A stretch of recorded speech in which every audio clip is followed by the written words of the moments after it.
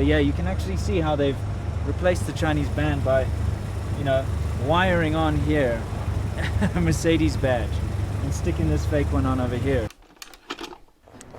So for those of you who watch my channel, you all know I drive this cheap little Chinese car around. And a couple of you guys with eagle eyes have noticed that the badge kind of looks like a Bentley badge. Because, well, it is a complete knockoff of a Bentley badge. And in fact, we call it a Rentley, me and my friends, just for fun. Now, I'd say most Chinese car brands, in fact, all of them, I can pretty much with all surety say that every single Chinese car brand, their logos are some sort of a knockoff or a reinterpretation of another brand. Yeah, these days a lot of them have updated their logo and tried to make them unique, but go look at their original logos. You'll always see like BYD looks like the old BMW logo. In fact, the van that we're talking about in this video, which you saw in the beginning, you can see the logo's just a modified Mitsubishi logo. Anyway, the thing is, it's all fun and games, but not when people try to cheat you by changing the branding on the car, and that's what this video is all about.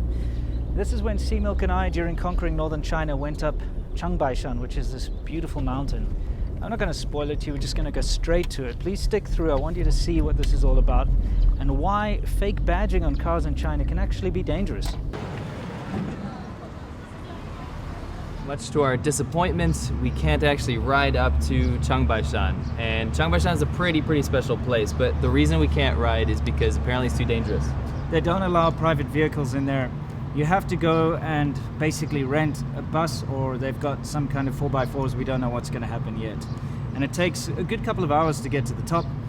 It's unfortunate. I would have loved to have ride up there, but they just refused us entry at the gate, told us get the hell out of here. So we had to come to the hotel, park, and now we're going to take a private car to go to the gate and then take a car up the mountain.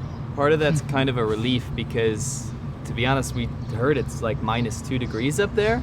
And snowing, so if we were to ride these bikes up there, they might have actually just done us a favor. That could have been pretty treacherous. Absolutely. You know, you wouldn't know. We keep saying it. Look at this lovely sunshine. If you're looking at this on camera, gorgeous. I mean, you'd think it's beautiful, sunny summer weather, but it's not. It's very cold up here, and apparently it's -2 degrees Celsius at the top of the mountain with snow. We're going to see it. I'm looking forward to seeing snow in, what is it, June now? Yeah, and I wish I brought winter clothes. You wouldn't think in June to bring a down jacket, but I've got a hoodie and I got my biker jacket, a t-shirt, and a leather jacket. But anyway, we should head up there before it's too late. Let's go find out. This is going to be fun. I mean, it's been a pretty hard ride up until now, and today we don't actually have to ride, which is nice. Just going to go there and be taken up a mountain. So let's go see what it's all about. Tough roads.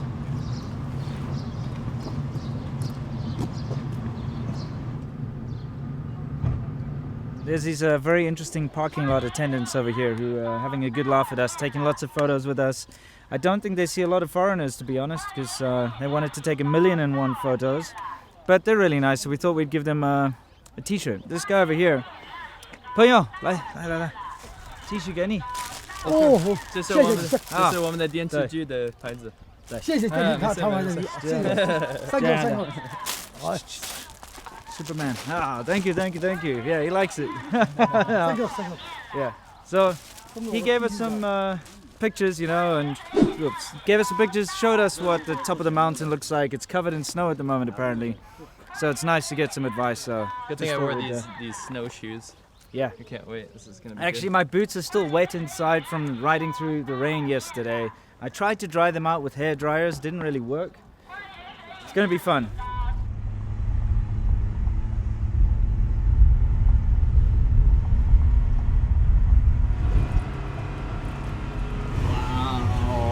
That's freaking beautiful, but I can't pay attention to it. He's drifting! He's freaking Tokyo drifting around these corners.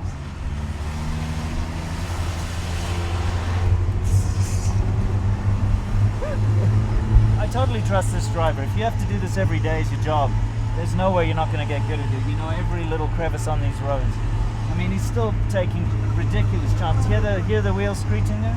This is going down a 2,000 meter cliff. So yeah, as much as I trust that he knows the road, I don't know, like maybe he's gonna take unnecessary chances because he thinks he knows it better than he actually does.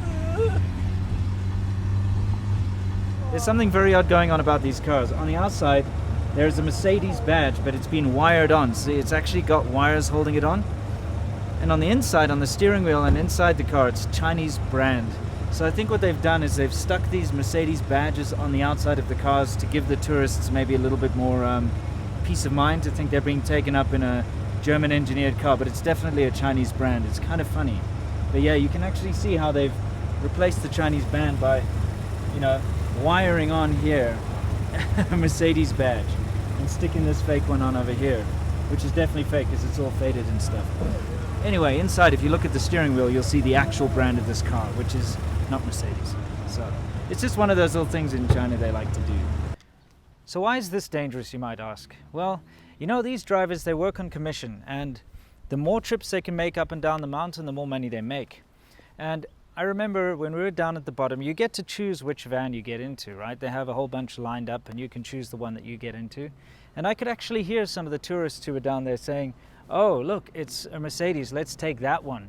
Because, you know, it's kind of tricking them. It's like a confidence trick, really. By the time the tourists get in and the doors are slammed, it's too late and up you go. And it is dangerous because think about it this way. These things are cheap. This particular brand, I think it's called Maxus, or it's also called LDV. It's got a couple of different brand names overseas, but it's a very, very low-end, bottom-of-the-barrel van. It's got no ABS. It's got nothing fancy. You know, it's not a very safe vehicle, and you're getting in this outdated piece of crap vehicle to go up a really dangerous slope, and you're thinking you're getting into a nice, safe Mercedes. So you see, this is where things can get a little bit dangerous.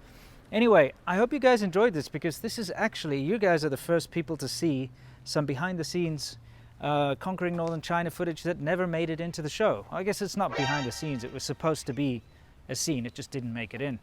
So yeah, anyway, if you like this, don't forget there is the actual full show.